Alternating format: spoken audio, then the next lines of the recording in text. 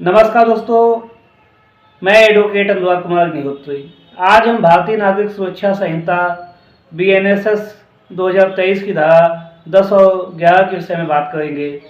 सबसे पहले देखते हैं कि धारा 10 क्या कहती है।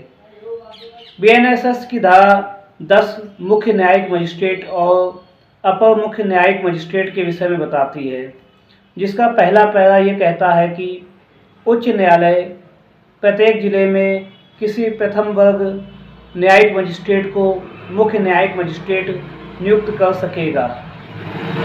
यहाँ पर यह बताया गया है कि जो मुख्य न्यायिक मजिस्ट्रेट होंगे उनको प्रथम वर्ग न्यायिक मजिस्ट्रेट की जो पावर होती है वो दी जाएगी और उससे अधिक भी दी जाएगी। वैसे तो इसमें बताया गया है, धारा 23 में बताया गया है कि मुख्य न्यायिक मजिस्ट्रेट की जो ताकत होती है वो वैसे तो प्रथम वर्ग मजिस्ट्रेट की ताकत होती है, लेकिन जो मुख्य न्यायिक मजिस्ट्रेट है उसको विधि द्वारा यह ताकत दी गई है कि वह 7 वर्ष से अनधिक माने यानी कि जो 7 वर्ष तक के मामले होते हैं जिनमें दंड का प्रावधान किया गया है उनमें सजा दे सकता है। उसके बाद आगे देखते हैं कि इसका पैरा 2 क्या कहता है। उच्च न्यायालय किसी प्रथम वर्ग न्यायिक मजिस्ट्रेट को अपर मुख्य न्यायिक मजिस्ट्रेट नियुक्त कर सकेगा और ऐसे मजिस्ट्रेट को इस संहिता के अधीन या तत्समय प्रवृत्त किसी अन्य विधि के अधीन मुख्य न्यायिक मजिस्ट्रेट की सभी या कोई शक्तियाँ होंगी जिसका उच्च न्यायालय निर्देश दे। तो यहाँ पे ये बताया गया है कि जो प्रथम वर्ग मजिस्ट्रेट है उसको मुख्य न्यायिक मजिस्ट्रेट के साथ साथ अपर मुख्य न्यायिक मजिस्ट्रेट भी बनाया जा सकता है और उच्च न्यायालय द्वारा उसको शक्ति दी जा सकती है कि वह जो मुख्य न्यायिक मजिस्ट्रेट के पास पूरी शक्तियाँ है या उनमें से कुछ शक्तियाँ है दंड देने के लिए उनका प्रयोग कर सके। उसके बाद इसका पैरा 3 बोलता है कि उच्च न्यायालय जैसा अवसर अपेक्षित करे किसी उपखंड में किसी प्रथम वर्ग न्यायिक मजिस्ट्रेट को उपखंड न्यायिक मजिस्ट्रेट के रूप में भी पदाभिहित कर सकेगा और उसे इस धारा में विनिर्दिष्ट उत्तरदायित्वों को से मुक्त कर सकेगा।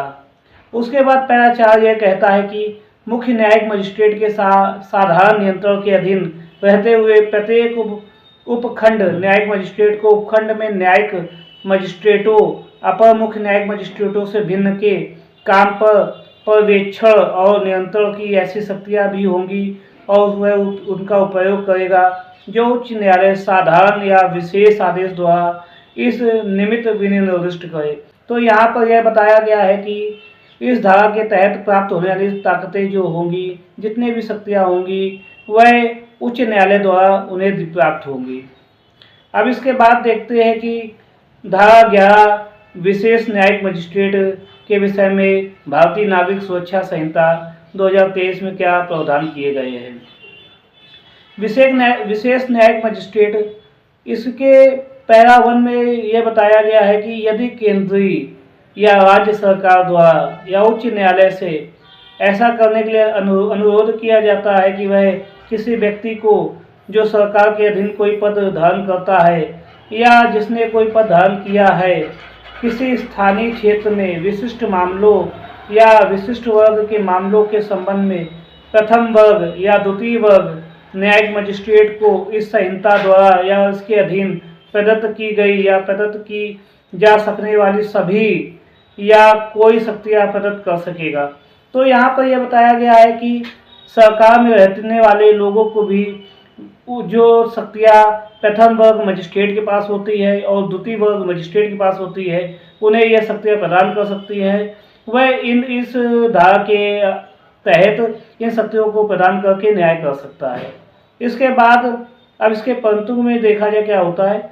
ऐसी कोई शक्ति ऐसे किसी व्यक्ति को प्रदत्त नहीं की जाएगी जब तक उसके पास विधिक मामलों के संबंध में ऐसी अर्हता या अनुभव नहीं होगा जो उच्च न्यायालय नियमों द्वारा विनिर्दिष्ट करे। तो यहाँ पर यह भी परंतु में बताया गया है कि शक्तियाँ केवल उन्हें प्रदान की जाएंगी जो उच्च न्यायालय द्वारा जो दिशा निर्देश है किन व्यक्तियों को ऐसी शक्तियाँ प्रदान की जानी चाहिए उन पे जो अगर पूरी तरह से वो अहल होंगे तो ही उन्हें ऐसी शक्तियाँ प्राप्त होंगी। अब इसका पैरा 2 देखते हैं।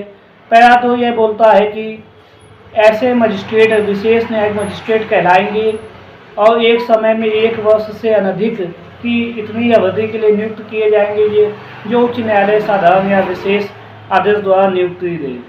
तो यहाँ पर यह बताया गया है कि ऐसे जो मजिस्ट्रेट है उन्हें विशेष न्यायिक मजिस्ट्रेट उन्हें केवल 1 वर्ष तक के लिए ही नियुक्ति दी जाएगी।